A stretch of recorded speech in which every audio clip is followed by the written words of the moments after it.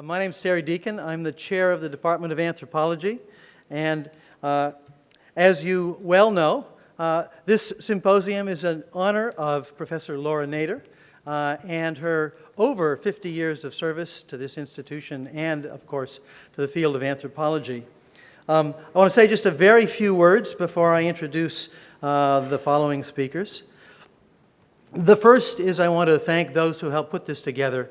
The staff of the Department of Anthropology put in enormous numbers of hours, and students that have worked with Laura and with others have put in enormous numbers of hours. I don't want to take the time to name them all, but in fact, they know who they are, we know who they are, and we're so thankful. It's been incredible, the amount of effort that's gone into this.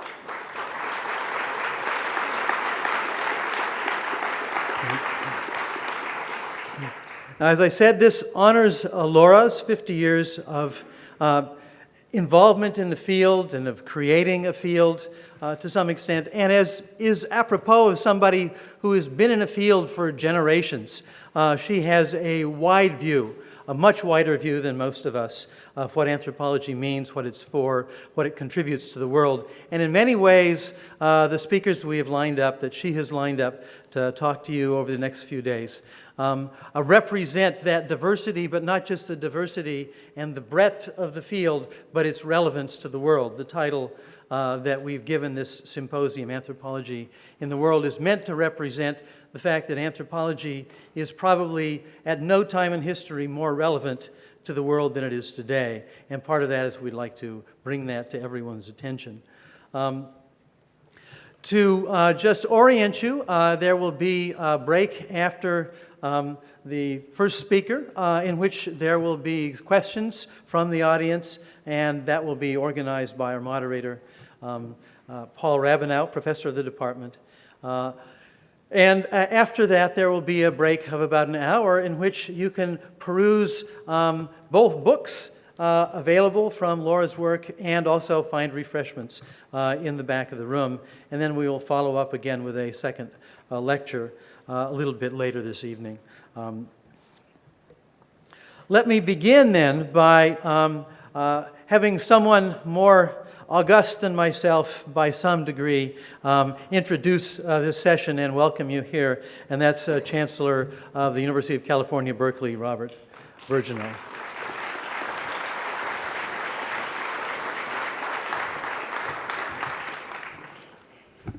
I'm not sure about the more august part, but anyway, it's a terrific pleasure to be here, and I want to thank you, Terry.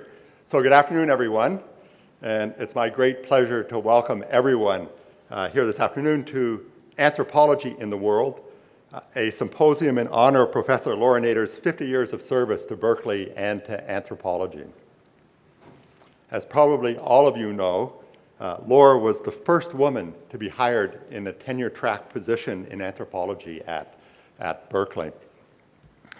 She's devoted her life to the discipline of anthropology, understood as a broad-ranging, non-ethnocentric scientific discipline. Her publications range widely, not wildly, widely, maybe wildly sometimes do, but widely. That's a Freudian slip, if there ever was one. And covered the anthropology of law, the anthropology of science, energy in culture and society, gender issues, and more. Her current work focuses on how central dogmas are made and how they work in law, energy, science, and anthropology. I'm told that her most recent book, which is entitled Culture and Dignity, Lessons from the Middle East, is but a preview of her upcoming collection, What the Rest Think of the West, 600 AD to 2012, which is as sweeping as it could be. Professor Nader has also been a leader in preserving a strong commitment to teaching and has developed a pedagogy tailored to the needs of citizens in a democratic society. Always outspoken, she believes deeply in this public university with its critical commitment to justice, global understanding, and free inquiry. She's fought hard for her beliefs and has earned respect as a formidable opponent. My notes say, although we have sometimes disagreed on issues, Laura, have we ever disagreed on an issue? Actually, we have disagreed on some issues, but we agree much more than any of you might ever think.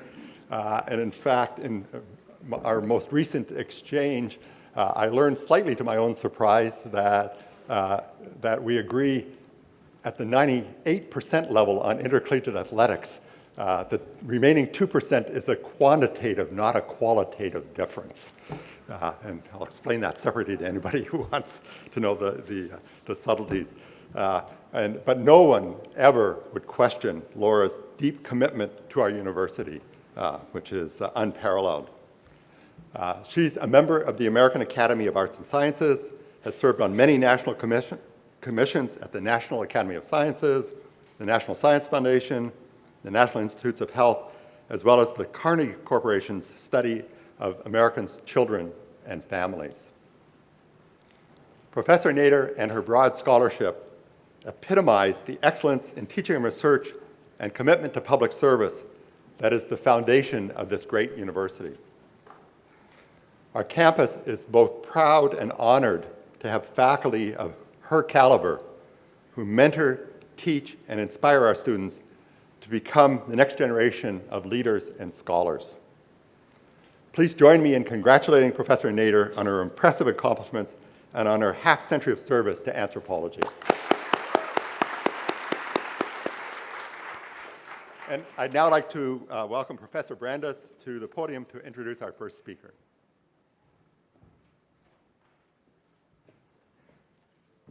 Oh, how great to see such a large crowd. Welcome, everybody.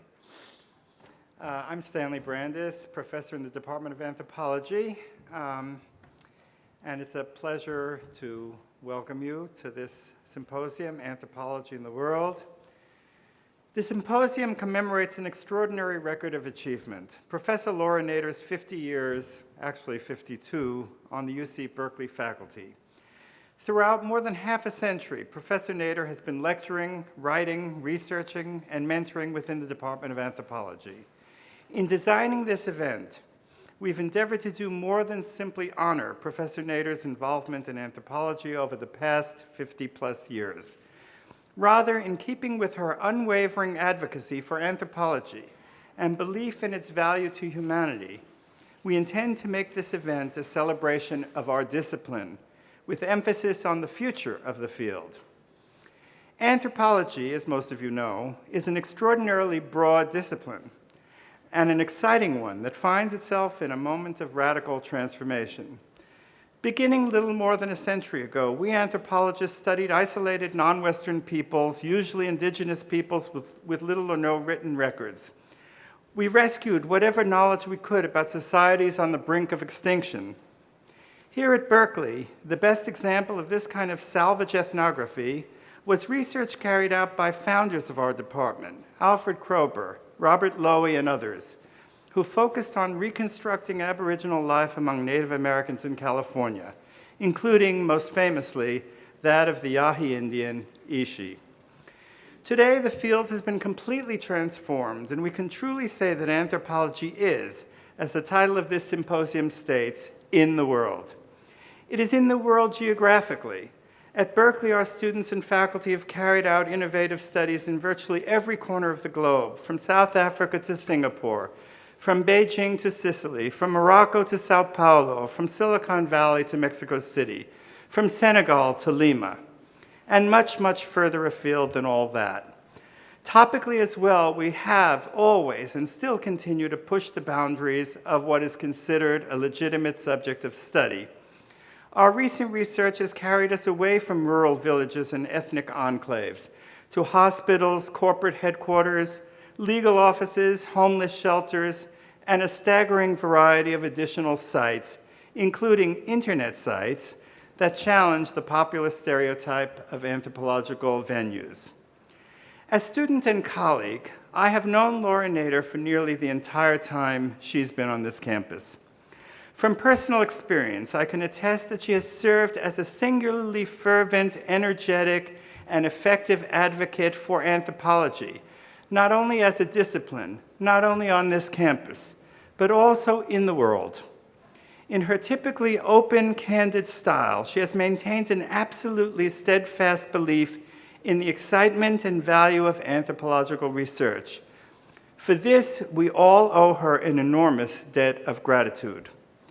In accord with her belief that anthropology should make a difference in people's lives, she has been from the start a pioneer in our field. An indication of what was to come occurred in 1960 when she became the first woman anthropologist to join the Department of Anthropology at Cal. This act alone pushed disciplinary boundaries. And I want to point out the happy coincidence that today happens to be the International Day of the Woman. So,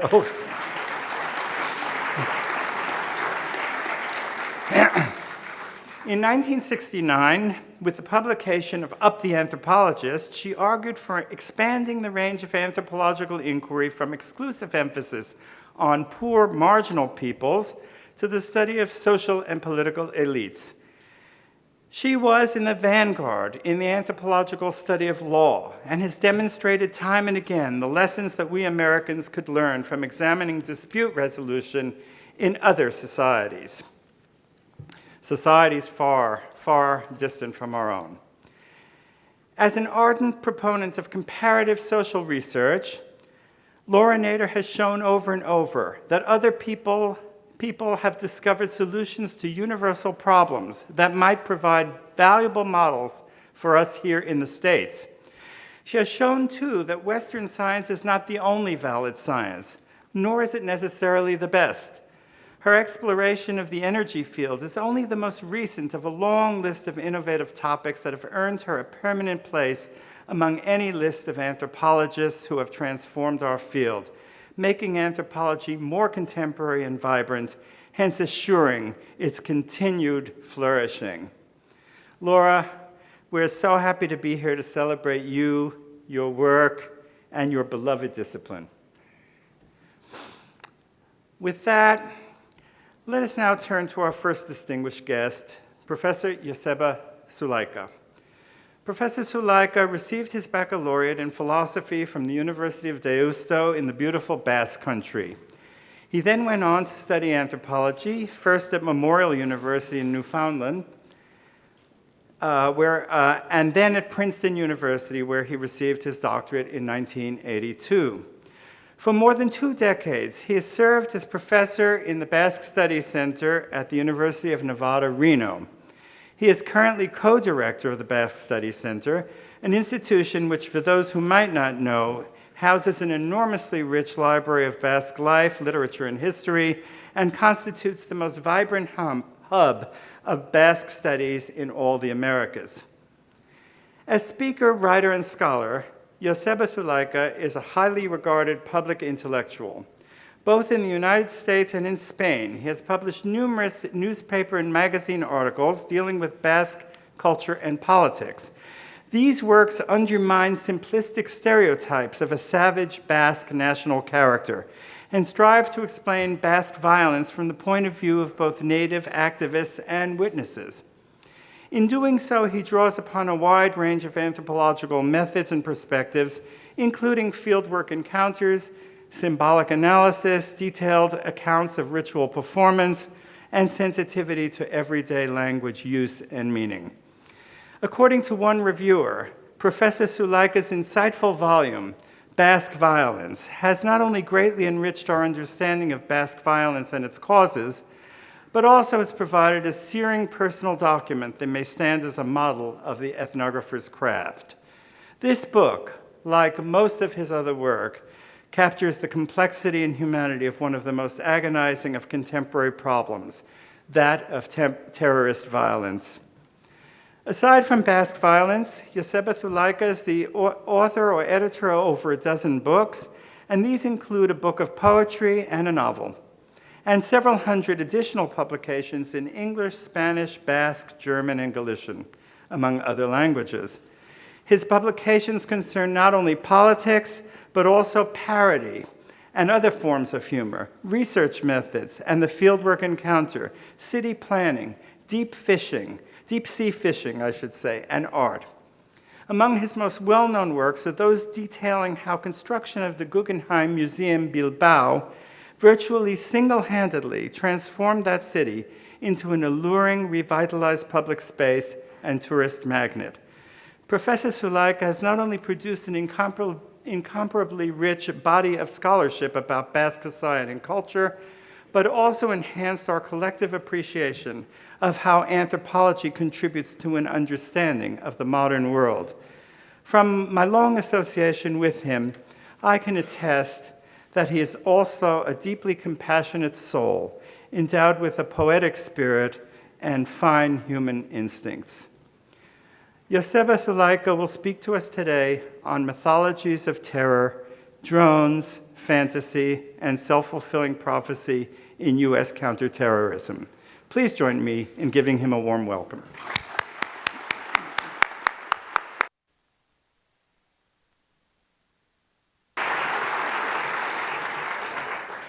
Thank you, Stanley, for that embarrassing introduction. Well, I'll leave it at that, okay? And it's just my great honor to be here in this symposium for Professor Laura Nader, whose work I so much admire, and and thanks for coming, all of you. Just her intellectual work and her civic courage to the work she has done, which for me is subtitled that one of her last books, Drones, says it all. When the rule of law is illegal, she has the courage to just call things like that. And that is for me what anthropology in these times is about calling the things of the basic institution of society like law or like murder in the case that I'm going to be talking, which is part of my vast tradition, what they are or how they are constituted. And I guess in that regard, I should start by telling you how I came about this topic in my own vast situation. I was going to go to study anthropology, and a month or so before I was leaving for Canada, I was at home one Saturday morning, and I heard people in the street, women who used to go for this shopping every Saturday morning. In the street, they were weeping, and I said, something is going on. I ran down, and I saw my mother in the stairs, unable to walk up, and she said, they've killed Carlos. Carlos was the official police informer and a former mentor and friend of mine who had been killed by ETA in front of these housewives who had gone to the next village to do their shopping. And I went out, and they were in a daze, these women crying, and they just surrounded me and asked me, but how can this be? How can this be? And when I wrote my ethnography of mass violence, this question, that is a rhetorical question, became like the frame through which I tried to convey the dilemma, the perplexity, the unspeakability of murder turned into a political act, into a ritual action. And in some way, that past man of how can this be is the same one that I feel now in the States. When in the state where I live, in Nevada, suddenly you hear that through these remote control drones from Las Vegas, close to 3,000 people have been killed. According to the best estimate, a large percentage of them innocent. Of course, you are not going to be sending 10,000 and just finding only the terrorists. The large percentage of them are innocent, and you realize, how can this be that in the world in which we live, these hundreds and hundreds, among them there are 167 children, among these so close to 3,000, how can this go and there is no outrage about it? Is the same kind of murder turned into some kind of a ritual or political necessity about which I think anthropology has something to say and something deep to say, and that's where I want to follow the model of Laura Nader or Ruth Benedict or Margaret Mead, who said that war in the end is just a bad cultural invention. For the times in which we live, the basic facts one has to start saying is that in the counterterrorism culture in which we live, there are these bare facts that are kind of staggering, such as the fact that after the end of the Cold War, when there was no other superpower comparable to the United States. The United States has almost doubled the military budget in this last decade, 80% higher. And that in this period, we have now we have like 1,200 government organizations and 1,900 private companies working against terrorism. And this terrorism, which has like 250,000 private contractors, top secret, top clearance, and another 150,000 in over 17,000 locations in this country, in a war that already, according to the Nobel Prize Stiglitz, has cost between $3 and $4 trillion, because suddenly there is a new enemy, which is this terrorist, the figure of the terrorist. So those of us anthropologists who have been in the field and we know who these guys are, or we have been involved in this, in my case, with the bus case, I think we need to look at this, to what extent it is our fantasy and it is a mythological construction. And that's what I'll try to do.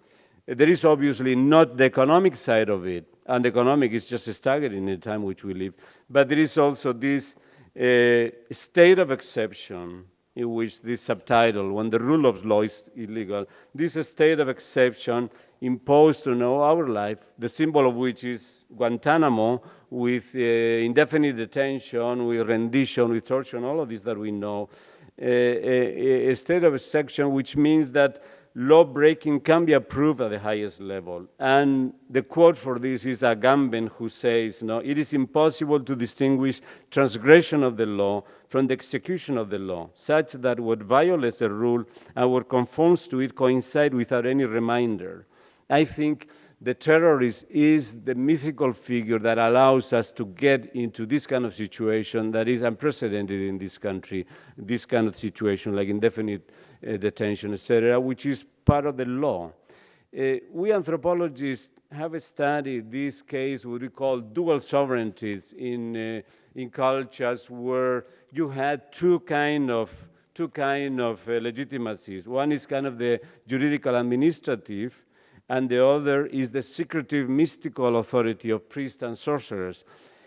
I think some of our situation, if we look at Washington, if you read books like this one, recent one by Dana Priest and William Arkin, on Top Secret America, they depict this alternate reality where on the one hand you had official Washington, and then you have this unofficial Washington with all of these hundreds of thousands of people involved in this secret counter-terrorist thing, with a space that is like 3 times larger than the Pentagon, in which you have this alternate reality, this kind of dual sovereignty, by which on the one hand, you have President Obama saying he wants to close Guantanamo, but then he cannot close it, or as he did at the end of the last year, he signs into law this indefinite rendition or detention of Americans. Then he says he doesn't agree with it. So who is the real power? It's like there is a dual sovereignty in which we live, kind of a thing. Going into the case of the drones, which I find it, the more I read about it, the more incredible, and which is not debated, which is not, you not hear about this much now, that there are almost 3,000 people that have been killed like this, 90% according to some estimates or more, kind of innocent. Like according to the Conflict Monitoring Center, a private organization, they include 175 children. Like last year, of the 609 people killed in 2011, there were only 4 Al-Qaeda leaders, and these are sources not just Pakistani, but international. This is when my mother was shocked in that meeting, when the ETA guys killed him, before they killed him, they called him, "You are a dog." And it is this dog metaphoric characterization that in a way is at the core of the mythologizing of the other you need before you kill it, which is typical of warfare. You don't kill somebody at your own level. You first have to dehumanize the enemy. So it is a dog, or it is a pig, or it is, and you yourself are operating in the name of a higher cause, of course. And in all of this drone thing, I mean, they are called predators, they are called reapers. The name they take themselves, they are hawk, raven, wasp, etc. And if you read stories, or you read narratives like by one of the books called precisely Predator by Colonel Matt Martin, he describes how he feels very much in the language of a hunter hunting a prey, of a hawk hunting a mouse while he's throwing the drones. So there is this animal bestiary, which we anthropologists have written a lot about this, and it's one that in a way takes us back to the encounter between Western man and the native peoples. When Columbus went, found the Americas, I mean, the people he found, they were normal human beings, but soon there were rumors that they were cannibals and they practiced incest and they were dog-headed, like the dog that I was telling you in my village. So in a way, you need to mythologize so that you can enslave or you can kill this native, that you need to know whether his soul is really human or not. So there were all these debates using Aristotle and other thinkers whether these were really human beings or not, because if they didn't have a human soul, then you're allowed to do with them whatever. On the basis of this analogy, the great anthropologist, British Edmund Leach, wrote an essay on terrorism that has, I think, a really insightful comment when he says, bringing together these parallels of this encounter with the natives and with the terrorists. The themes of terroristic massacre, cannibalism by imaginary dog-headed monsters, is a political opportunism that makes your opponent's virtues or monstrous as a matter of convenience without any regard for the empirical facts of the case, and the principle that if the lack of shared moral values is so complete, that then other comes to be categorized as a wild animal. Then every imaginable form of terroristic activity is not only attributed to the other side, but becomes permissible to oneself. Indeed, counterterrorism becomes, in a bizarre sense, a religiously sanctioned moral duty. This explains a lot of why we are so much taken by this counter-terrorist culture. We feel like it's a moral duty to fight these monstrous enemies. It is in this regard that I would say that there is a kind of mythology in this creation of these wild men, these savages, these monsters.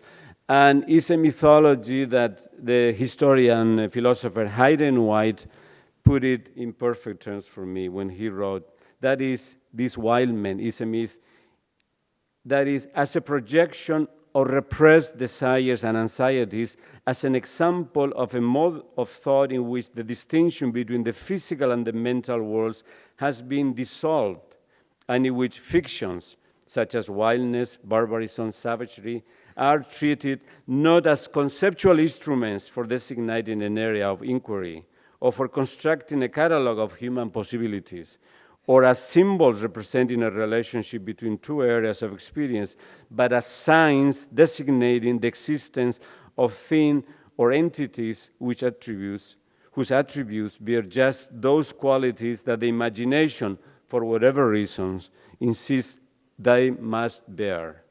So this is how dog-headed animals and predators hunting beastly headhunters are instances of such remythification.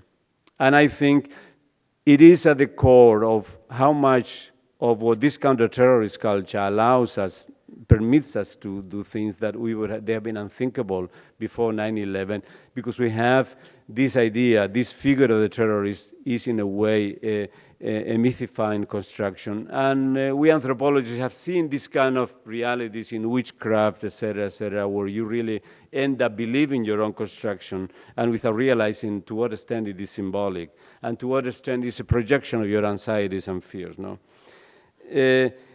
Albert Einstein wrote that technological progress is like an axe in the hands of a pathological criminal, but the counter-terrorist sees only the criminal, being the terrorist, when someone like Einstein was pointing rather to Dr. Strangelove. Remember that guy, Dr. Strangelove?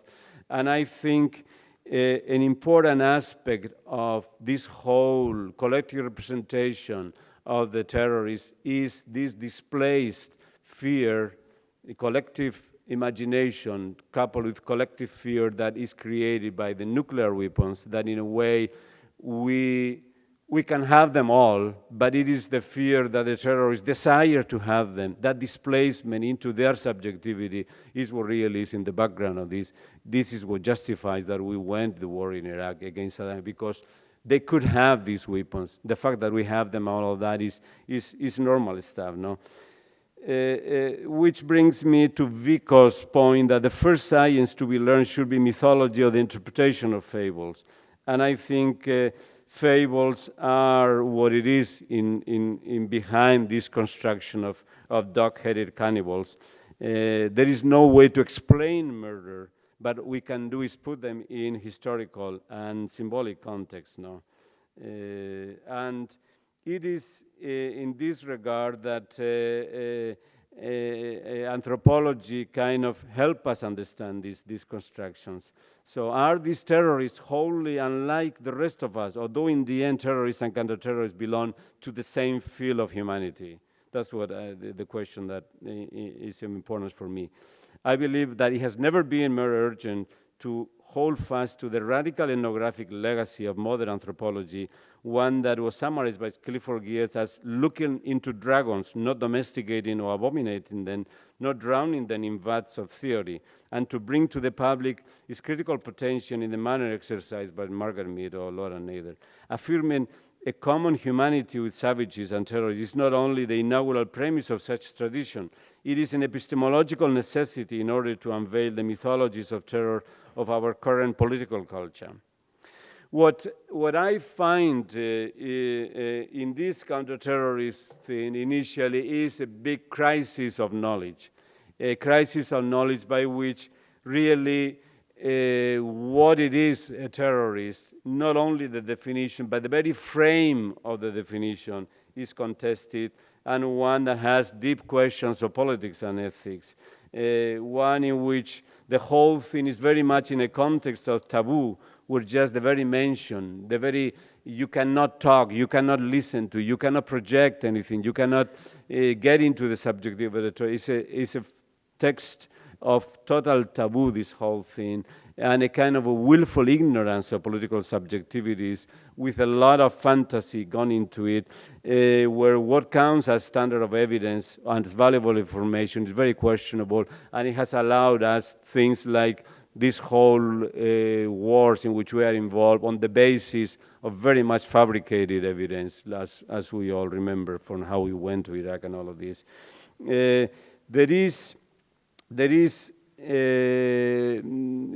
This book, Top Secret America, is just an eye-opener if you look at it, to what extent this whole counterterrorism industry of trillions of dollars and of hundreds of thousands involved, to what extent what they produce is just not worth much. And this is exactly what this book shows. I mean, how all of these analysts, what they are is just regurgitating the same redundant information without really bringing nothing new. How you have daily 1.7 billion pieces of intercepted communication, and they don't know how to handle it. They have had over 50,000 intelligence reports, and kind of then comes a situation where you have, like the case of the famous underwear bomber, where his father had been telling the CIA in his country, in Africa, that his son was out of his mind, and they were unable to put him in the list of not fly. It is such a chaos in this thing, and this is what this book in a way shows about. This, for me, is a kind of a déjà vu of what happened with 9/11. 9/11 is another extraordinary case in which there were 50 to 60 officers who knew that two of the plotters were living in this country for 18 months, One of them has his name in San Diego's phone book. They knew they were here. They had been with Osama bin Laden in Kuala Lumpur, and they didn't know anything about it. I'm not suggesting any conspiracy theory, but this massive failure, when they had up to 12 congressional reports saying that they were plotting this kind of what happened then with airplanes, how did they fail to catch this? The 9/11 Commission in the report, they said clearly they have been caught. They were all interrelated. How is it possible? It is just the total lack of knowledge where information that is in the open, like in a phone book. I mean, if it is so ultra secret everything, are you going to pay attention to something like? So there is this ignorance of the basic reality of what is the true information. There is this blindness. So there is this kind of this crisis of knowledge in a way, in which you are looking into information in the most secretive way and unable to really grasp what is going on. Because essentially, it is a taboo phenomenon where you are not supposed to talk to them, listen to them, never see them, and that is the real policy, and you are not kind of, the last thing you do is start understanding them, because understanding is already like you are justifying them, the kind of thing. So this tabooicide phenomenon in which hundreds of thousands are paid just to know who they are, and essentially you are not allowed to know who they are because they are taboo objects. I think fantasy plays a key role in all of this, but fantasy not in the sense of the non-real, but fantasy as something that it constitutes a dimension of the real, where a theory of fantasy removed from the representational realism of the media. I think there is a lot of fantasy intrinsic to this, and as I said, examples of what happened with witchcraft in witchcraft society are good examples of this. The drone wars, they have been described by many as sheer fantasy, if not literally science fiction. And we know that science fiction is critical to the development of this robotic technology. And what, in a way, the distinction between fiction and reality is the axis of time, in a way. It is this time, and one of the components of terrorism is this temporality of time, which I would call, which I've described in one of my books as self-fulfilling, where you suddenly are recreating your own fear enemy. And I think that if you look even the case of 9/11, there is a lot to see to what extent counterterrorism actually helped terrorism unconsciously, how counterterrorism was crucial in what happened in 9/11. And all you have to do is just look at the biography of the Osama bin Laden and the blind sheikh that preceded him in the first attack, how these were all guys who worked with us, with the CIA, and they came here, the blind sheikh, with CIA visa repeatedly, and after a sham trial, according to the New York Times, on the basis of an infiltrated informer that lied to everybody, that the New York Times said that it looked like he had lied to everybody and it looked like a sheer fantasy. On the basis of that sham trial, he was condemned to live in prison. And if that was a sham trial to the New York Times, imagine to his friend Osama bin Laden. And these were all people who came here, who had been fighting in the crusade against the Soviets in Afghanistan. And then kind of they turn around when they feel betrayed, but we cannot deny that they have been trained into these things by ourselves. And in that regard, the fact that it happened when it happened, and the whole massive failure in catching them when there was all that information, you could say that counterterrorism, at some level, these 50 or 60 officers who knew about them, the system, people knew, but the system refused to know about it. So it is this unconscious component, this systemic unconscious component by which, one of the reports of these many said, "Thank you, bin Laden." And you can understand why. In a way, it is as if the system unconsciously wants to reproduce itself, wants to, and I mean, if you look at this, one of the data that you will uncover is like between 1989 and 1993, in 4 years, there was not a single terrorist act in this country, and there were 1,500 books on terrorism. And it is like the system itself is kind of, so there is a self-fulfilling quality in that regard to it, in which the self-fulfilling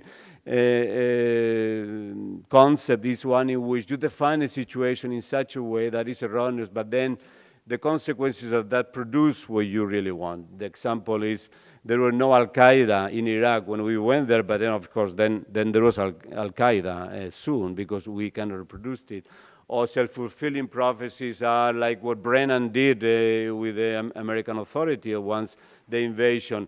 Overnight, because of this idea of everything that Saddam Hussein had touched was contaminated by terrorism, he overnight sent tens of thousands of soldiers and teachers and nurses into hiding and into insurgency because of his own counter-terrorist mentality. In that regard, it becomes self-fulfilling. Or it is also kind of self-fulfilling in the sense that right now, I mean, every other month we hear this plot that has been foiled. There was one a couple of weeks ago where the pattern is always that some FBI infiltrates in some mosque and kind of sometimes a mentally imbalanced guy, they just propose them the plot, give them the false arms, and then there is this the news that it has been foiled. All of them, dozens of them, have been just created by the FBI. There is a guy here in Berkeley who has published about this in the Mother Jones in the issue of November, a very illuminating article. The self-fulfilling quality of the drone technology, there is just one good example to see to what extent this can be real and frightening. Before 9/11, there was one major terrorism event. It was Pan Am 103, right? Remember, I mean, when over Scotland, 270, 80 people were down with a bomb. Well, what we never hear is that previous to that, the American Vincennes, the naval vessel, donned an Iranian airplane that had also 280, 290 people. But what we don't hear is that that decision was taken because that vessel had a robotic system that kind of would tell the crew whether the incoming airplane was a Soviet or not. And by mistake, the Aegis robot was saying that they could see that it was a civilian, but still the robot was telling it, so they had the power to, so they went with the robot's decision. That's how they donned it. And then came, of course, a few months later came the other thing, which the best informed terrorism experts considered kind of a blood feud. It was a quid pro quo. You don't, our plane will do your. So that was one of the consequences in which this robotic thing can really create its own self-fulfilling prophecy, and is one in which going to the axis of time, these robots, in the end, if you read the book by Peter Singer, Wired for War, the tendency is that the robots have to, in the end, act autonomously. I mean, there is no time in this immediate action-reaction. So in these milliseconds, the human component has to be eliminated as much as possible so that decisions will be taken by the robots in the incoming warfare. And in this regard, it is again this elimination of time, the time axis, the time being in counterterrorism is something that is kind of like the Beckettian waiting for something, where this waiting for terror, this waiting temporality makes the actual reality kind of secondary to the fear, and the mantra always being is not if but when. It's going to happen. The terrorists are going to happen, this terrorist weapon, this atomic weapon. So it's not if, but when. This fatalistic thing in which we are kind of displacing our nuclear fear into the terrorists, it is part of playing with time. And we anthropologists have been studying this a lot in witchcraft societies, in oracle societies, where suddenly playing with time, the perversion of time that is implied. And in a lot of, if we look at the way in Chinese time we went to war, there was all this secrecy and this creation and manipulation of information that was very much like in secret societies, where these are not just is based on hypotheticals and confirmed hypotheticals, and based on the fact of threat, essentially, where threat is something in which you construe the meaning of it depending on your own interpretation of it. It is not a factual, it is interpretive in that regard. And if you are fearing something, your own interpretation allows you to take any kind of measure in that regard. So the objectivity disappears, and it is one in which we get close to these witchcraft societies in which information is manipulated because it is essentially secret. And secrecy becomes an imperative when this other is a Hitler-like figure in which information is secondary to destroying the enemy, to eradicating the enemy, this monster that is kind of this essential evil. So that's how we get, and I think that's where anthropology can be of help in illuminating these things, that these categories, these institutions that anthropologists have studied in primitive societies, we are acting in similar ways, and reminding what the historian Trevor Roper said of witchcraft in the 16th century, that in a way there was a going back in the Renaissance compared with the Middle Ages in how crude they were in their own mythologizing of the witch.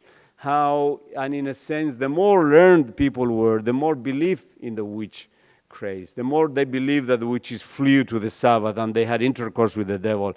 There were hundreds of thousands of people sent to the bonfire, believing this mythology, yet these were the most erudite lawyers and inquisitors of the times. There is something of this thing going on in the mythology, with the mythology of the terrorists now, I think. I don't know how much I have, another 5 minutes. Another final component of this, I think it is the aestheticization, the aesthetics of war. There is a sense in which, like the future is said, and like Walter Benjamin examined, war is beautiful. That's what the future is. The war is beautiful, the future is wrote, because it establishes human domination of the subjugated machinery. War is beautiful because it creates the new architectural form of big tanks, geometrical flight formation, smoke spirals from burning villages. And the Nazi in charge of bombing Guernica, the Basque town, Lieutenant Colonel Wolfram von Richthofen, he wrote a memoir of his bombing of Guernica and the rest of the towns there, and he spoke of marvelous effects of the bombardment and beautiful effects of what he was saying. And similarly, President Truman, after the little boy over Hiroshima, he was ecstatic, exclaiming, "This is the greatest thing in history." And he sent then the fat boy over Nagasaki, And the latest creation in this aestheticization, I think the drones are also this beautiful machinery we see there up in the air, and kind of reminds us the salience of Benjamin's, who wrote that the aestheticization of politics unequivocally, all the efforts to render political states culminate in one thing, and that is war. And he looked at this, how the final result of such aesthetics of politics is that humanity's, quote, self-alienation has reached such a degree that it is capable of experiencing its own destruction as an aesthetic enjoyment of the highest order. And in Buck Morse's commentary, quote, Benjamin is saying that sensory alienation lies at the source of the aestheticization of politics, which fascism does not create but merely manages. The question that concerns us here is whether current counterterrorism is possible without assuming the sensorial alienation and aestheticized politics. And if we remember our over the invasion of Iraq, that the shock and awe and how we were taken by those images, and how, I mean, the large majority, 62% of Americans, they loved it, even if only 8% thought that it would protect us from terrorists. How we see that these 53% who didn't see that it wouldn't help at all, they were really in awe. There is some kind of aestheticization. It is a spectacle. It is as television drama. In the end, it is as art. It is art telling us kind of this is beautiful, this is pretty. And I think the drones are the latest thing in this way, in which kind of the eye perceives not the fatal consequences or the precision of the goal, but the geometry of the operation, the beautiful execution, reaching and destroying the target. So aesthetics is needed to shed our perception into what the framers of the event want to be perceived. And there are legal complications. You cannot, the lawyers don't allow these officers to point blank. You cannot kill somebody point blank, but it is legal. If you kill them from 10,000, then it is allowed. So that's what the lawyers tell them to these pilots from Las Vegas. Yeah. Time. So I should finish here then. So in a way, I would just finally say that recently anthropologists, we have also become absorbed with the role of witnessing and ethics in our discipline. And Shepard Hughes had a paper on the primacy of the ethical, marking this militant barefoot anthropology, in which the anthropologist must, above all, be sensitive to ethical imperatives. I think we are caught in this, but we should also be aware of Abraham, who was this believer who kind of killed his own son for obedience to a higher order. And I think this theological parable of Abraham and Isaac tells us a lot about the current times. And I think terrorism and counterterrorism presents us with these dilemmas of the role of the witness in our field. Because in the end, it is the sacrifice of Isaac that what we are confronted each time that we are witnessing this ritual killing turn into a ritual necessity, which is what my mother saw in that killing in the village, but also what is these killings from Nevada, 7,500 miles away in Pakistan, Afghanistan. No? So each time a soldier gets initiated into the mysterious realm of having to kill and die for an ethics higher than the individual, the sacrifice of Isaac is being commanded. This is the scandal of our politics, our militarism, our international law. We are faithful to our basic social and national moralities by everywhere agreeing with the sacrifice of Isaac, the very betrayal of ethics. And thus, in perpetual paradox, the same invocation of ethics issued against the discipline's comfort level risks itself providing that very moral comfort that might set the anthropologist apart in some way. But in this regard, we have this special responsibility towards those who suffer, should transform the anthropologist into a witness, but a witness a la Abraham, should tell us witnesses in the sense of Abraham, horrified not primarily by some evil out there but in the world, but rather by our own participation in the murder. Thank you.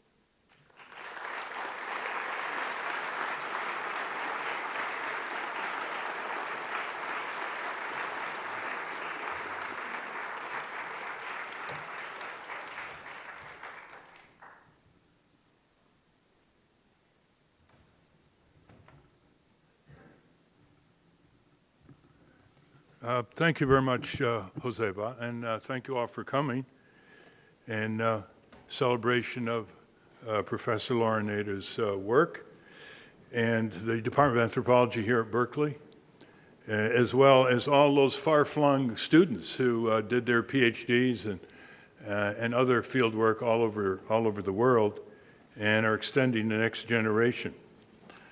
The subject I was asked to discuss today is really very, very broad. It comes under the overall rubric of terrorism and empire, and then Joseba's theme on mythologies of terror, drones, fantasy, and self-fulfilling prophecy in U.S. counterterrorism. I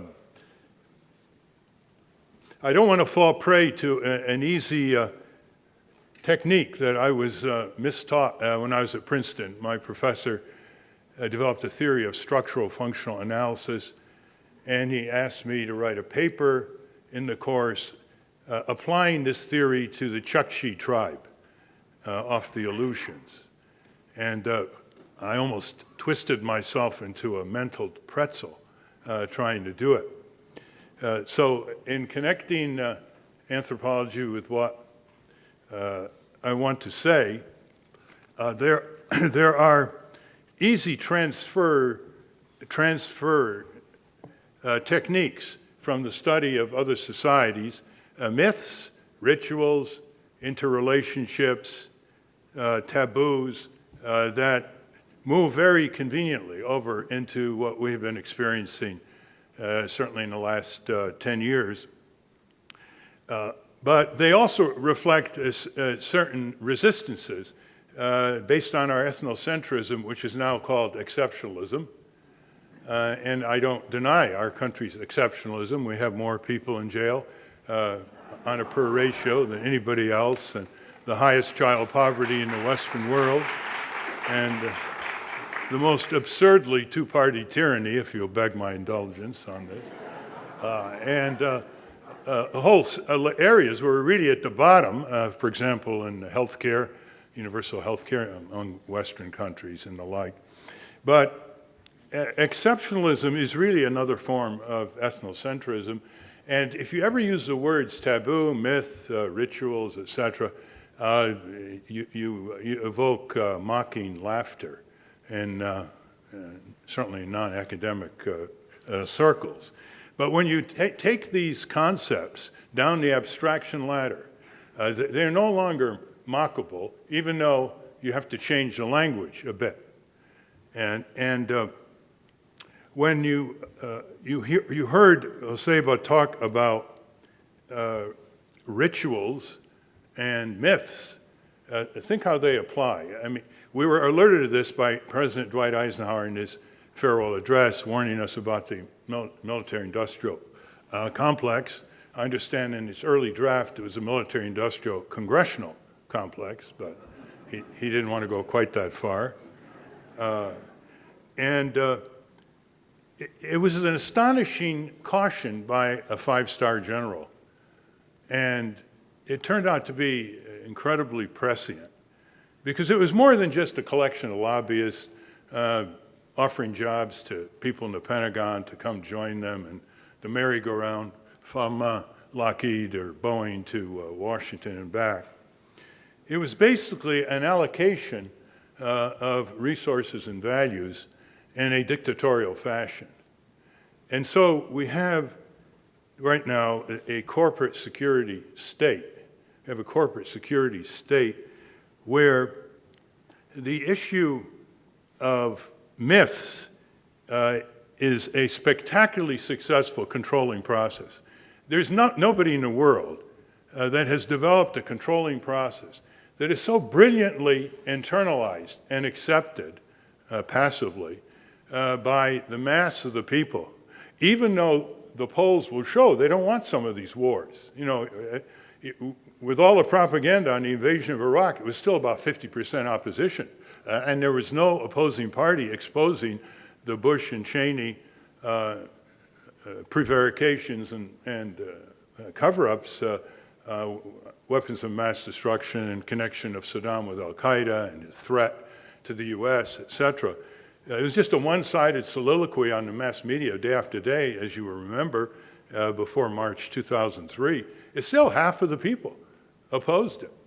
There was a poll of soldiers in Iraq that was a representative poll that wasn't challenged by the Pentagon that came out in January 2005, where slightly over 70% of the soldiers themselves in the field, including a plurality, a slight majority Marines, declared that they wanted the U.S. to get out of Iraq between 6 and 12 months.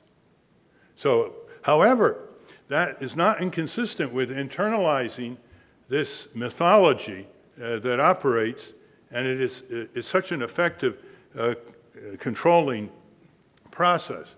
And here's why. And I think it was illustrated in Richard Clarke's book, who is the anti-terrorist White House advisor to George Bush. And he left the White House and he wrote a book. And in one passage of the book, he said, and I'm not quoting it exactly, but it's very close. He said, somewhere in the redoubts of Afghanistan, Pakistan, Osama bin Laden must be pleading with George W. Bush and saying, please invade Iraq, please invade Iraq. And that basically was the predicate of a belief by a lot of national security people in Washington in their private moments that they actually needed each other, that the al-Qaeda attackers needed the kind of backlash and vast exaggeration of their power by George W. Bush and his cohorts, and George W. Bush needed a vastly exaggerated al-Qaeda, which after all was a very minimal criminal gang that got lucky on 9/11, largely because there wasn't enough functionally alert people in Washington that could have prevented it, as Joseba mentioned. And the value of these two groups against one another was really extraordinary. I'm sure that Osama bin Laden figured that his work was done long before he was eliminated last year. He basically, assuming he and the attackers, he basically imploded our society. Far more than Hitler did, far more than Japan did in World War II, far more than anything in our history. How could he have done that? I mean, the British were bombed every night for 9 months in 1939 and 40, and it didn't begin to freak out the way our society did. How could that happen? Well, it happened because it locked in to 4 incentives by the then president and vice president. It fit in very well with their desire to stifle dissent and to neutralize the opposing party by exaggerating al-Qaeda and saying they have secret cells, sleeper cells all over the country, and they hate us, they're well-funded, and they're suicidal. And of course, they've never struck back in this country. So they never existed. But the myth persisted because it was so functionally rewarding to Bush and Cheney, who A, silenced the opposing party into complicity, B, silenced a lot of dissent around the country, as some of you will remember. It's very hard to speak out. C, distracted from the president's needed attention to problems here at home, like poverty and unemployment and health care and crumbling public works and so forth, he wasn't really interested in. And 4, he made his corporate benefactors enormously rich because it was a huge sub-industry. The anti-terrorism industry, as Joseba pointed out, is a huge industry. I mean, we're talking hundreds and hundreds of billions of dollars. And finally, it concentrated enormous power in the executive branch at the expense of the legislature and the judiciary. Now, what's not to like? What's not to like? And of course, the continual exaggeration of al-Qaeda produced a larger al-Qaeda, and it produced branches. And now it's in 15, 20 countries. And it produced a virulent form of al-Qaeda in Iraq that helped kill a lot of Americans, soldiers, and injured them. So as one national security expert interviewed after 9/11, and I think it was on 60 Minutes, he said, you don't want to pursue an anti-terrorist policy in a way that creates more terrorists. Now, the myth, of course, had enormous enforcement legs deep into the American fabric. But it wasn't just the myth. It was backed up by a whole series of consequences when myths are entrenched. And indeed, in this case, this is probably the most gigantic interlineal type myth we've ever constructed. It exceeded even the myths that surrounded international communism, in the sense that we were 25 minutes away from being obliterated by the Soviet Union, and the Soviet Union was 25 minutes away from being obliterated by us, the nuclear subs and missiles, etc. And we still didn't implode. We spent a lot of money in budgets, but we still didn't implode, because it was a mutual deterrence. When you have asymmetry of power, you can build a lot of myths. And myths have always been a form of controlling people. I mean, if you look at primitive societies, many of you have in great detail, what's the function of myths? It's to control elements in the tribes and the networks and the clans in few hands. And every society has the problem of concentration of power in a few hands. So myths have to have rituals, and rituals are accompanied by censorship. They're accompanied by media smash mouths. That is, it was impossible even to raise the question is, why did they attack us? What is it about our being in their backyards for decades? What is it about our supporting their despots for decades? What is it about our, together with the British and French, carving up their areas after World War I for decades of consequences? Why would they ever think of attacking us? You could never raise that issue on national TV. You were immediately denounced as trying to open up a possible explanation of their motives, even though the SEALs, who would never be accused of lack of militancy, are trained to study the writings and the explanations of their adversary by way of understanding their behavior. So we had these rituals, and they are associated with enormous secrecy. We are now living in a country where the President of the United States can declare that he has the authority, without relying on Congress or the judiciary, to kill any American citizen that he, in his own judgment, supplemented by his advisors, in his own judgment as prosecutor, judge, jury, and executioner, can make that decision.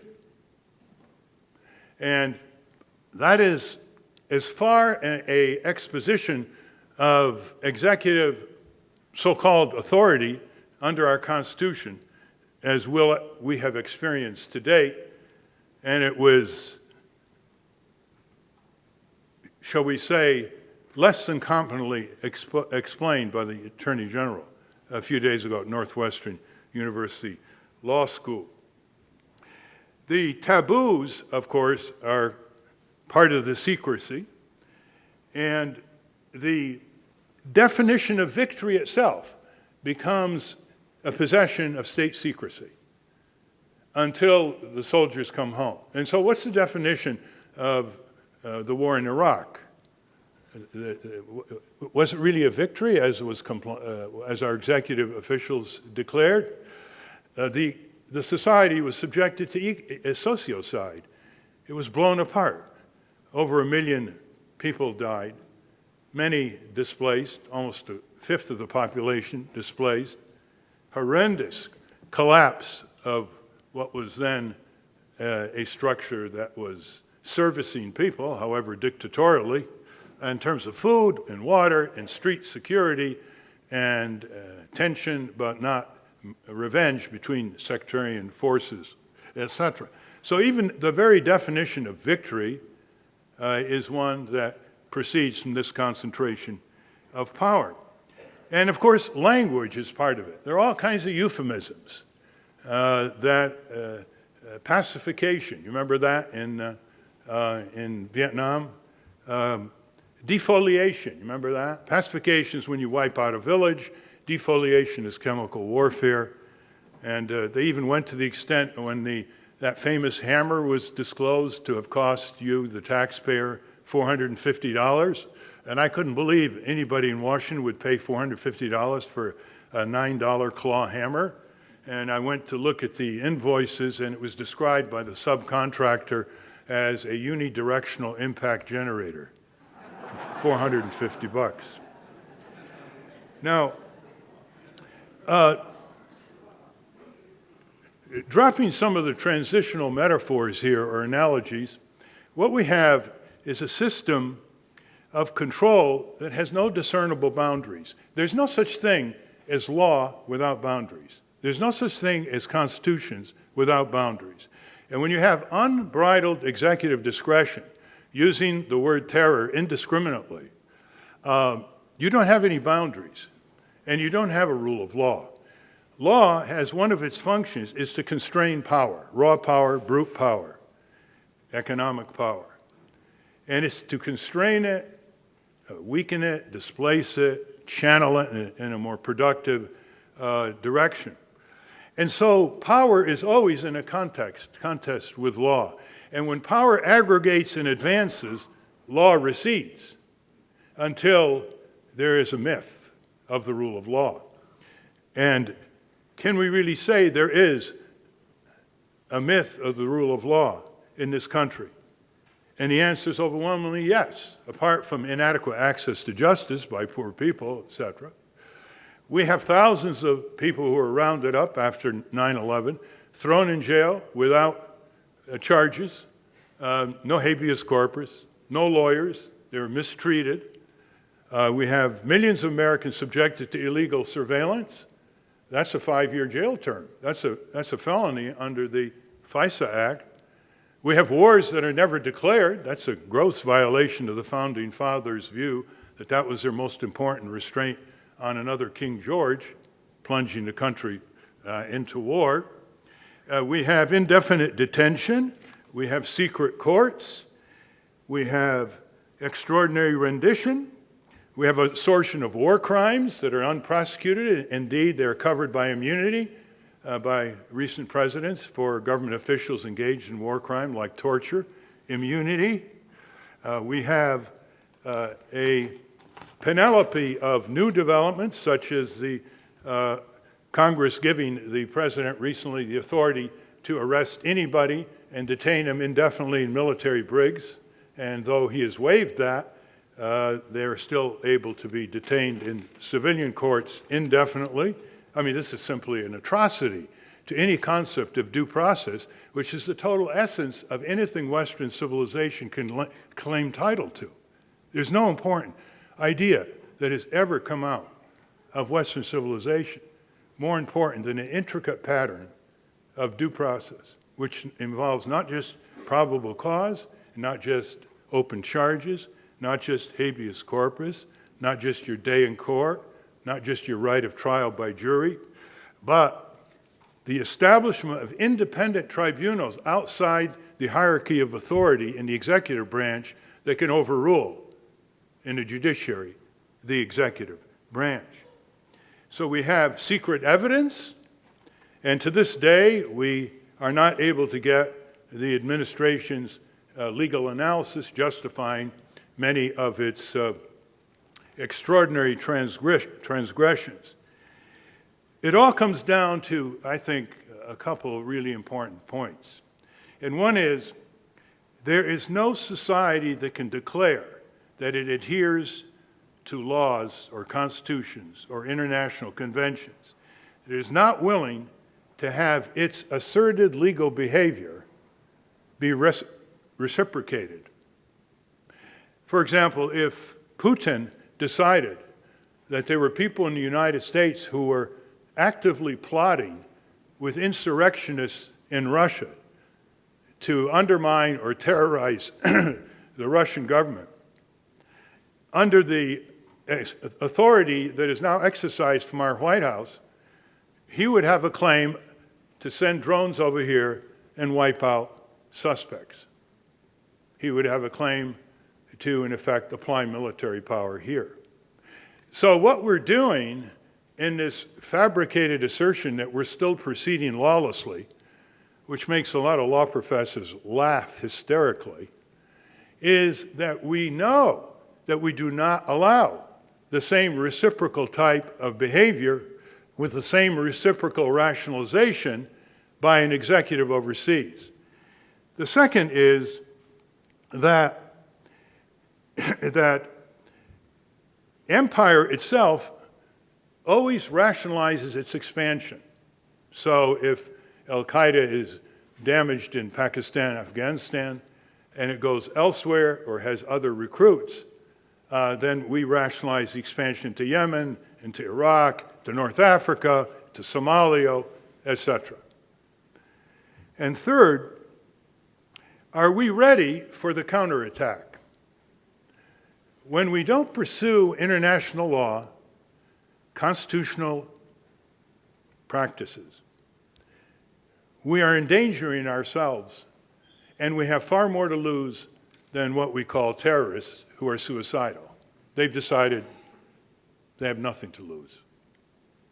We have everything to lose by abandoning the rule of law. And can we assert that the constant provocation of invasions, incursions, drone attacks, surveillance, spies, assassination squads, supporting the dictators that are our dictators to destroy and massacre their people, can we really assume that there will not be a retribution? And the answer to that is no, because we have such asymmetrical superiority that they'll never be able to come close. We have asymmetrical superiority in the weaponry of physics, but not in the weaponry of biology and chemistry. And so this whole idea of empire and terrorism, which is often discussed as exceptionalism by the yahoos or by the more prudent types, pull back before it's too late. It's just expanding more hatred and more organization against us.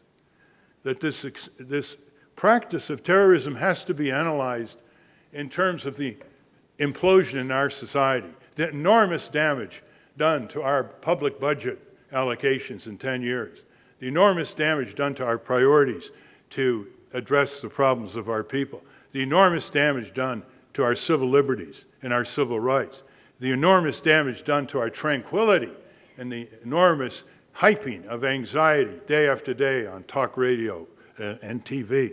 Those are enormous costs in addition to the bloodshed on all sides, our side and their side. Those are enormous costs. But it has to be analyzed from the point of view of what is the likelihood of this provocation instead of trying to extend the rule of law, as we had a great opportunity to do right after 9/11. Almost everybody was on our side. And we had a potential of a peace dividend, of this extension. What is the provocation if we don't lead with the rule of law? The rule of law is not a luxury. It's not naivete congealed. It's a survival strategy. And I want to thank Joseba for pointing that out in his books, which I urge you to read, because he does transfer the kind of anthropological inquiries that are so important to use in this country. And by my book, the most important value that I ever derived from studying my course in anthropology at Princeton was that the method of anthropological inquiry is the technique to lift the suppression of self-censorship. Self-censorship is the mother or father of censorship. And what anthropology does by examining cultures and comparing cultures is to connect more with reality by lifting self-censorship. Because the acceptance of myth is only possible by living a life of self-censorship. Thank you.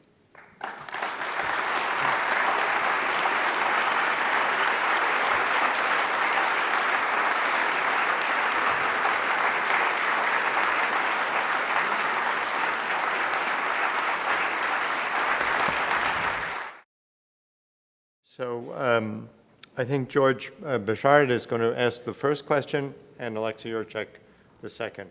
And there's Alexei, the microphone's over there.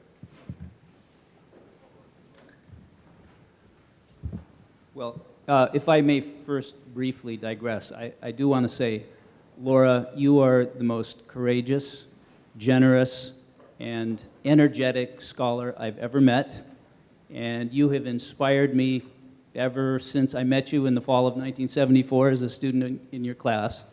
And it is wonderful to be here to celebrate your contributions to the many fields in which you've worked. And since you seem not to have lost one bit of vitality, may the next 50 be equally productive.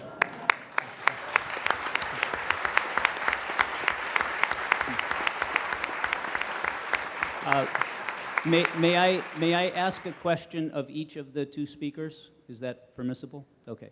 So first, Joseba, I would like to suggest a thesis that may go part way to answer your question that you started with, which was, how could this be? How could we be killing 3,000 people and evoke virtually no public reaction against it? And what I would suggest is the idea that the drone is the perfect technology for a democracy that wants to wage war. It is perfect because if you think of the volunteer army as a sort of a quantum leap forward that has enabled us to wage war in the Middle East over the last decade without evoking the same kind of public response that we did to the Vietnam War. We don't have senators' sons and other powerful people who are dying, and we don't have those people coming back and providing witness to what they've done. The drone is the next step forward in the sense that there are no witnesses to the deeds that are done by the drone, and even the people who operate them never really see the twisted metal and the burning flesh that they leave behind, just a cloud of dust.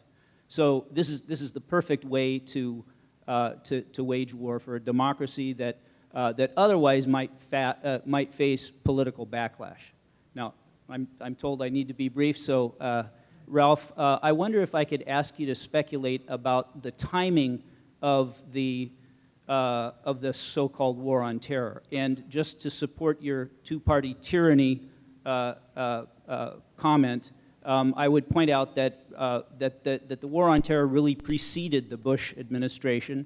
One of the key pieces of legislation, the 1996 Anti-Terrorism and Effective Death Penalty Act, was under the Clinton administration. That was the one that defined material support and basically criminalized support for certain kinds of political groups in this country.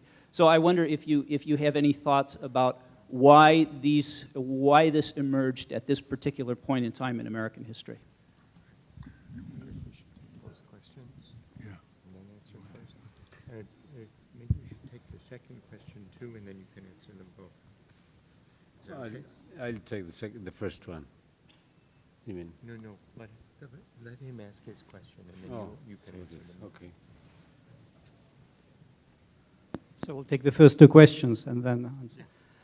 Well, I would like to also start by saying that it's a great privilege for me to be here and to celebrate Laura Nader's remarkable career. And I would like once again to congratulate Laura Nader and all the women and all the men in the audience with the International Women's Day, which is March 8th. Very good coincidence, and the day which was founded in this country in 1909, but these days is celebrated much more elsewhere. I wanted to ask Professor Zuleika, in your very interesting talk today, and also in your recent book on terrorism, which I read, basically the main point you're making is that the counter-terrorist rhetoric has a self-fulfilling quality to it, that it produces the very enemy which it is positing exists and needs to be fought. And I'm curious, what is, in your opinion, the deeper historical roots and cultural logics of this quality, the self-fulfilling quality of this very important political rhetoric? Do you see instances of it earlier in history, in American history? Do you see similar kind of logics in the discourse of the Cold War, in the production of the figure of the communist? Ralph Nader referred to that a little bit. The spy, the traitor, or maybe in even earlier instances, and in other examples as well. What, in your opinion, are the roots of that? Thank you. Just to go to the question of the drones and then the self-fulfill. I agree with the points of the drone in an important way. I mean, if the phenomenon of terrorism has been one of tabooing, this used to be the strategy since the 70s, 80s. You should not see a terrorist on TV. You should never hear a voice in the radio. These were called the counter-terrorists, and the governments did in Europe. Just taboo then, I mean, everything about them should be, and it is by this logic of contagion. If there is somebody here, terrorist around, we are all contaminated by it. The drone thing seems to be one step in that they should be so taboo that even they should be killed by 10,000 feet from the sky.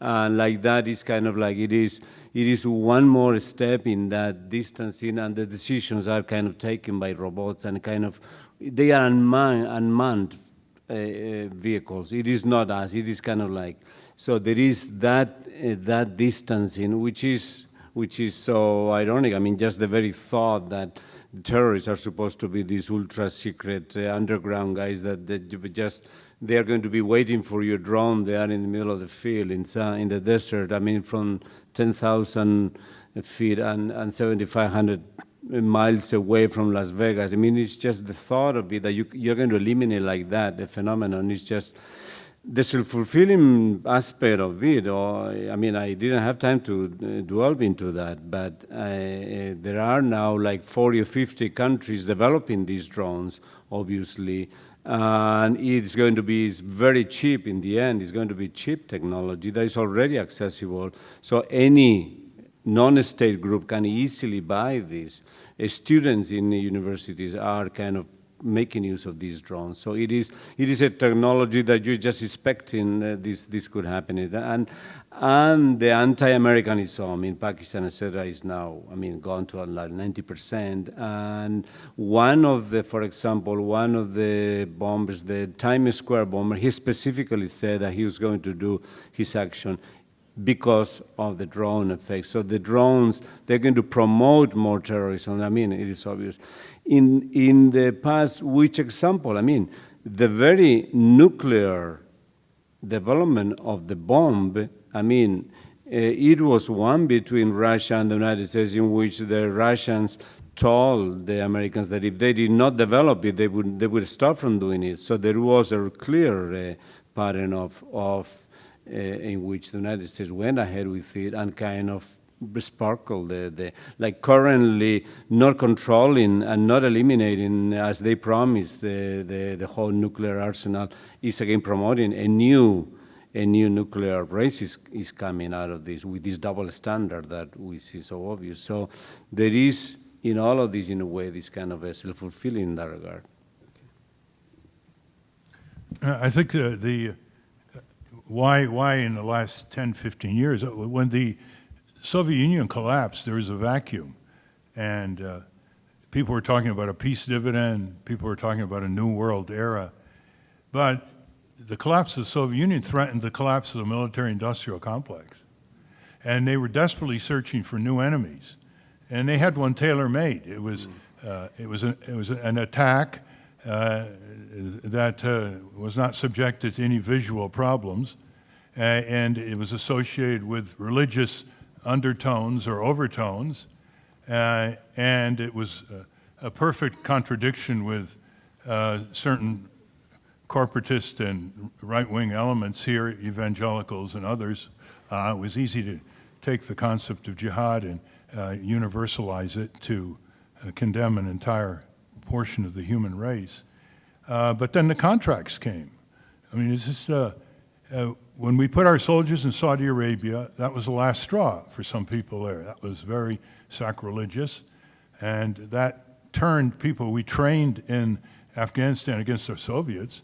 against us, and similar supports of dictatorships with the rising pressure against these dictatorships, and all they could see were made in U.S., all the military, all the planes, all the tanks, all the backup, the diplomatic cover, the cover, political cover, etc.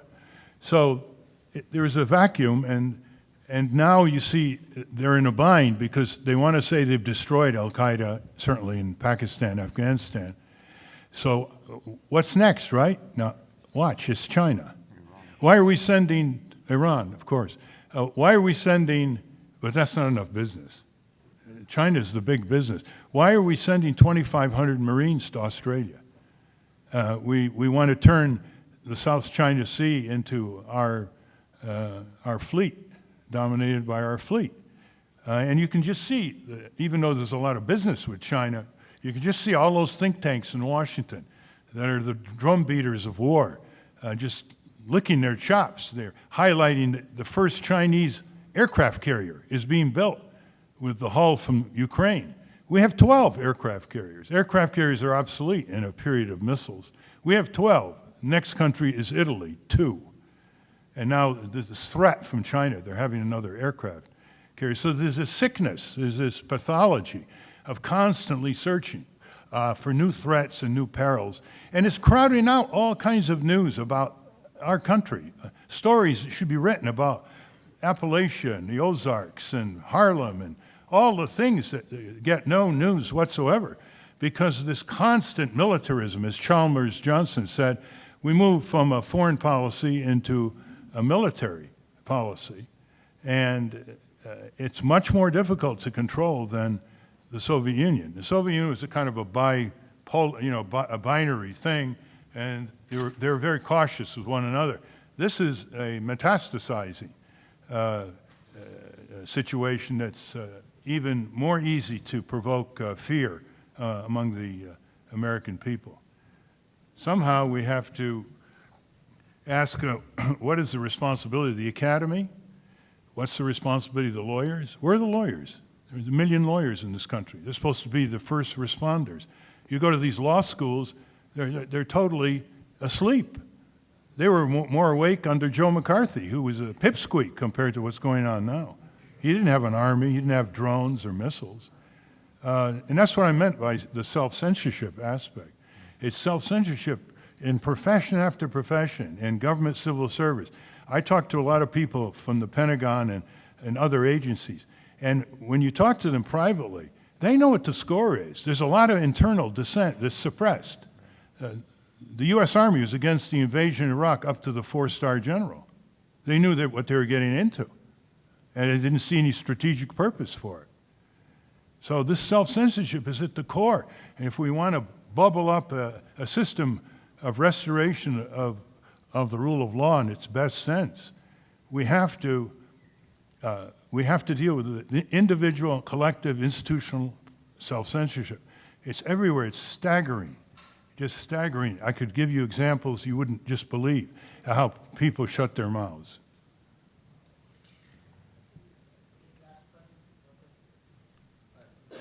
My name's Dante. I'm not a student here or whatever.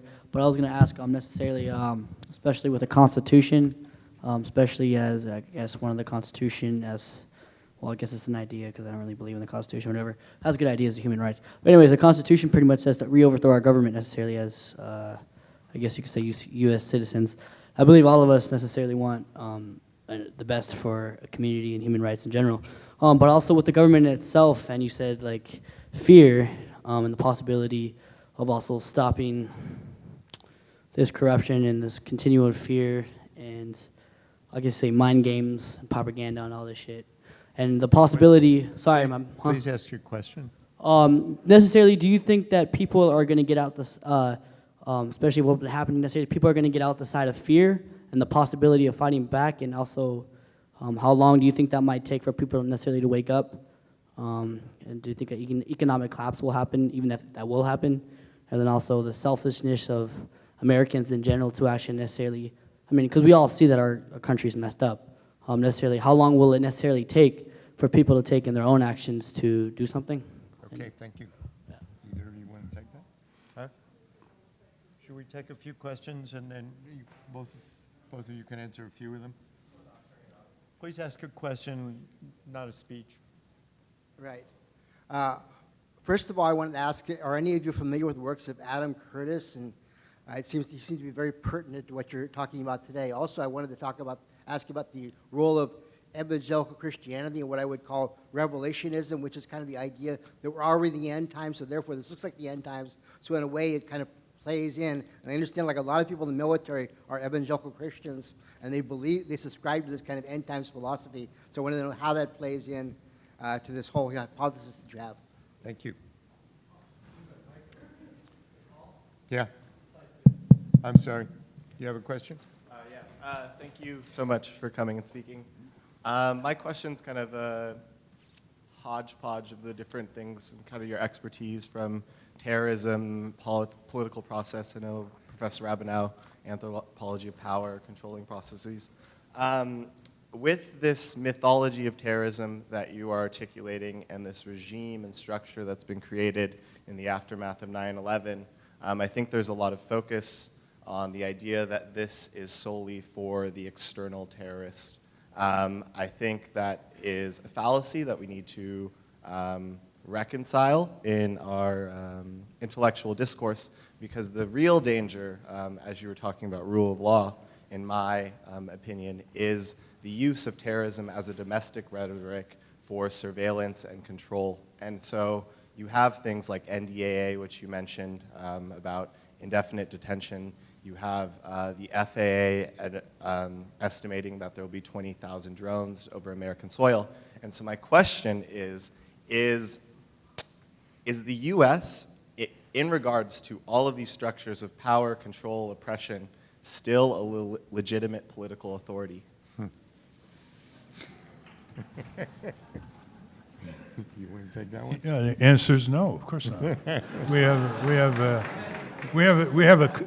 Look, let's face it, we have a clinically criminal regime. And the portion of foreign and military policy and practice in our country, it fits the category of dictatorship. Right now, we have less impact on foreign and military policy. It is so locked in with all the things that are discussed and inaccessible that part of our government is a dictatorship. It has all the features of a dictatorship, and it may be called an American dictatorship, but it is. And that's what, this is a good segue to Ashraf Ghani's speech discussion tonight. There's no one that combines studiousness and practice and his experience in Afghanistan. And the most memorable statement he made, he ran for president, he was the chancellor of the university in Kabul, he's now working on with an NGO on transition. He said, and he was mocked, but you see, this is the problem. He said, justice is the greatest antidote to terrorism. That was basically his phrase. And you'll see how he elaborates it. And we've got to stop looking at the rule of law and justice as something soft, because that's what the militarists want us to look at, make it something soft, not macho enough. So, I mean, we're very happy to debate that thesis in any law school. Bruce Fine, Rocky Anderson, other lawyers who are speaking out. And there are no takers. All the administration is doing is they're sending the General Counsel of the Pentagon to Yale, the terrorist advisor to Harvard, to Obama to Harvard, the Attorney General to Northwestern, but they won't debate. They won't discuss it. Oh, it's national security. We can't say what we're really doing. Well, we're not asking for secrets. Just debate it on the basis of the Constitution, the citations, the cases. Debate probable cause. Debate indefinite detention. The sign of a dictatorship is it does not debate, and it generates censorship and repression and arrests without charges and all the rest of it. And as long as we confuse personal freedom with civic freedom, we will always accept it. As long as we're able to live our personal lives and buy what we want and deal with who we want and drive where we want, and we don't realize that you can lose our civic freedom completely and still have personal freedom in a consumption economy. And the young people don't understand that distinction. They think they're free because they can text message and do whatever they want, you see? So you're obviously an exception, right? Could I ask very briefly, Romney refuses to debate or go on any press conference at all, which is interesting. And he's also said that he's ready to go to war with Iran over Hormuz. And I think part of the power game right now is not to get into a war which is going to be that catastrophic and destructive.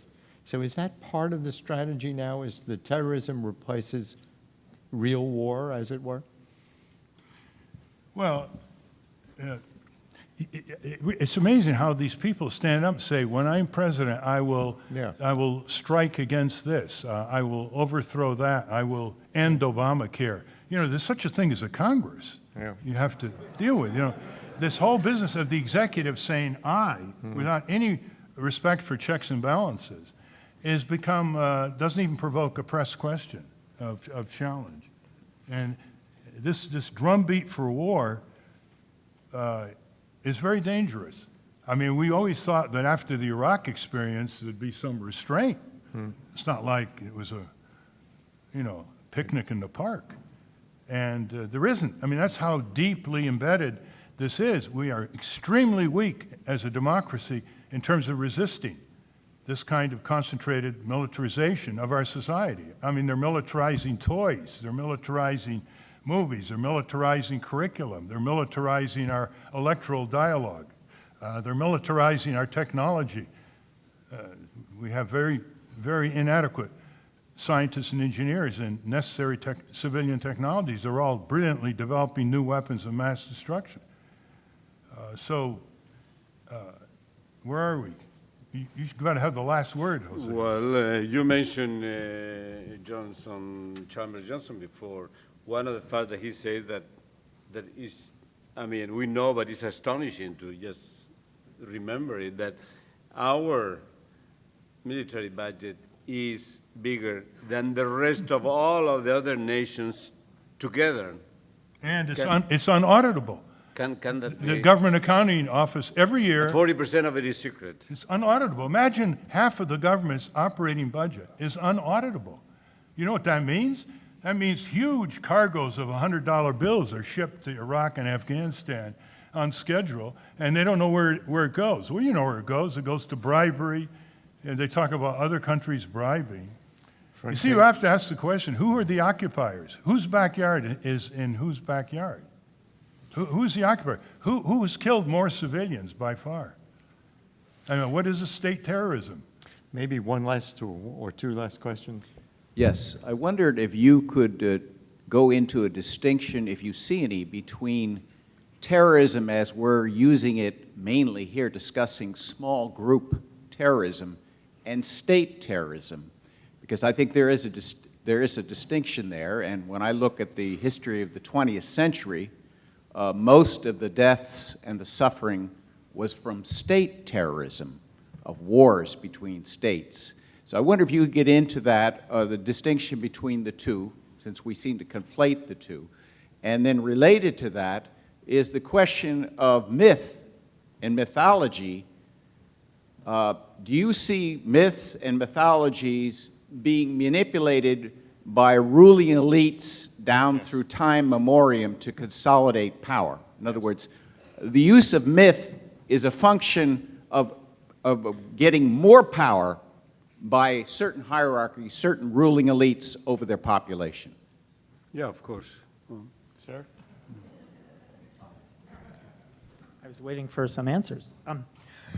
First, I want to say we're lucky to have two distinguished members of the same family with us today. And Laura, thank you very much for all of your work. I heard President Obama make some comments recently. He happened to be addressing the AIPAC convention, American Israeli Political Action Committee. He made this statement. He said, "No citizen should live in fear of being struck by a missile." And there was a little ironic reaction in this crowd, but there was no reaction at all in that audience. It was like, well, of course. Now, what interests me anthropologically about that is how have we come to a situation where many things are taken completely out of context and just viewed simply on their own terms without connecting to the wider world? Because I think a lot of politicians rely on that mechanism to make lots of assertions.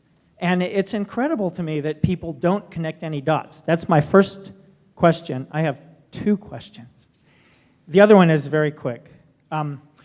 And it's related to the drones. I saw a Gallup poll recently that said, I think 80% of the American public approves the use of drones for strikes against people in other countries. How, again, anthropologically, how has this massive and acceptance been engineered for something that is clearly a very devastating and immoral action? And I'd love to hear responses to both of those questions. I think we'll take two last questions, and then our distinguished speakers can answer whichever part they want. So 1, 2, and in these polls, if they asked how many people know what a drone is, that might inform the statistics too. Yes, I appreciate you mentioning Iraq, Afghanistan, but we have a situation which is Iran today, and we have the most accusation of terrorism is against the Palestinians. The Palestinians are portrayed as terrorists, being portrayed for 50 years. And the Jewish state that has been bombing reactors in Iraq and Syria, etc., is the democracy. And then we have Barack Obama at the AIPAC headquarters. Question? There's a question. So why wouldn't you link that to the current situation? Because actually we can talk a lot about the past, but this is a current situation that actually is the most threatening at this moment. Thank you. Well, thank you. My question is, I was wondering if you have any position on drones being somewhat of a divisive, maintaining humanism in the actors that kind of can create these things, or as you were saying in Basque Country, by demeaning somebody, by calling them some sort of animal term when taking their life. Is this preserving, is it an attempt at preserving our humanity or dissociating in a way, getting away from the active of people, this kind of distancing, or this, is it, anyway, just some thought on that. Gentlemen. Okay, just very briefly. The question about terrorism or state terrorism, I mean, it's just a basic difference in which states also practice terrorism, and they have done it. But the tendency always, of course, is that when the states do the violence, it's not terrorism, it's just self-defense, etc. I mean, you take Palestinian and Israeli reaction, for example. The Palestinians act will, by definition, kind of be a terrorist.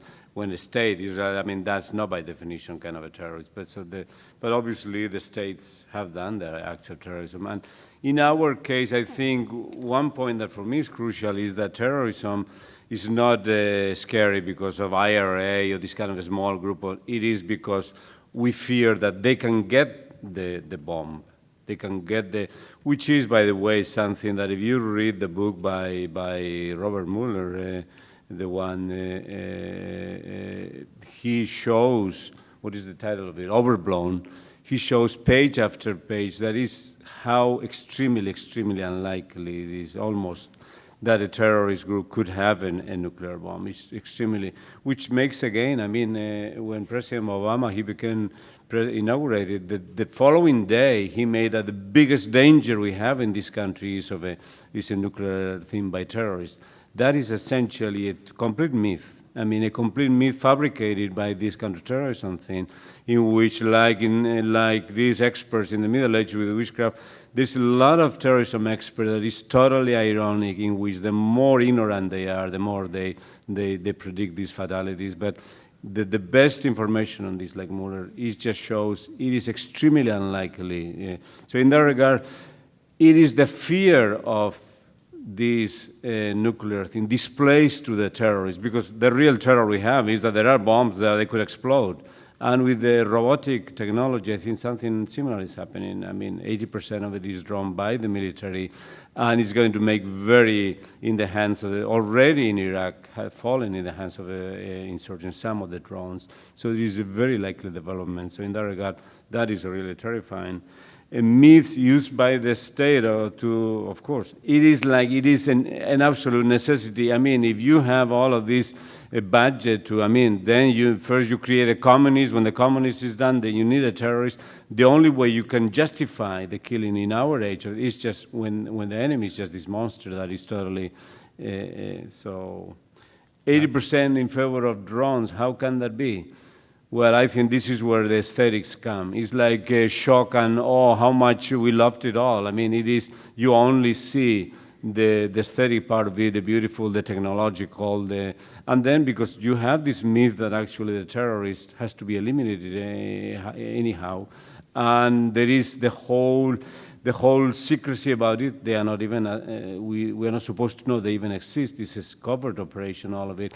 And then there is a lot of misinformation.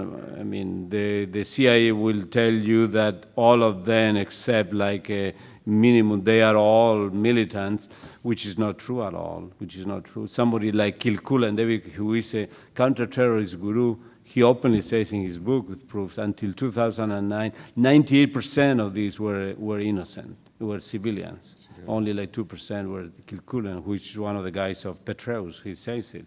Yeah. So there is this, that's where the myth comes, that's where the fantasy comes, that's where the aesthetics of it comes, in which shockingly, this is 80% of something that, I mean, the 3,000 that were killed by 9/11 is the aberration, but the 3,000 close to that we have killed, just like the normal, that is where these aesthetics that Benjamin associated with fascism, and fascism using precisely we being observants of our own reality and not realizing it. This is essentially an important one. It needs to be analyzed.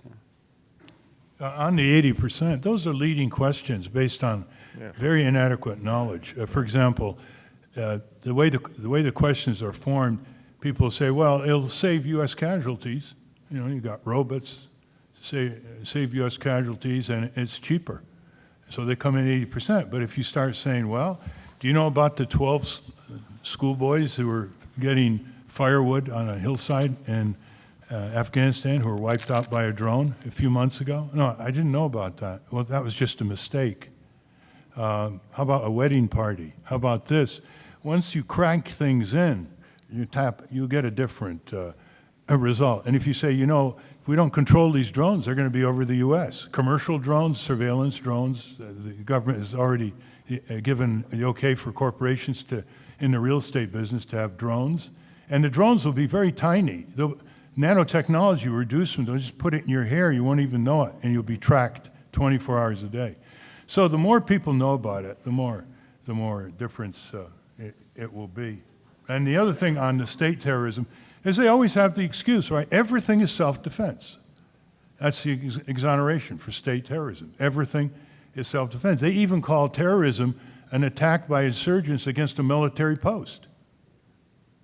I mean, terrorism is an attack against innocent civilians for political purposes.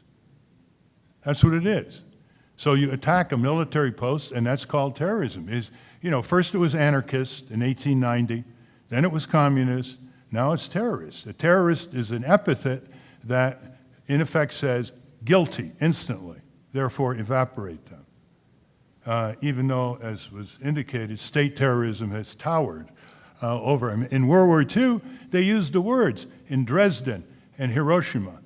We have to terrorize the population. That was right in the military directives. They used the word, terrorize the population to demoralize them and get them to overthrow their tyrants. So they wipe out 80,000 people in Dresden in one night, firebombing, 100,000 civilians in Tokyo, firebombing, terrorism. So we just end on the note of anthropology.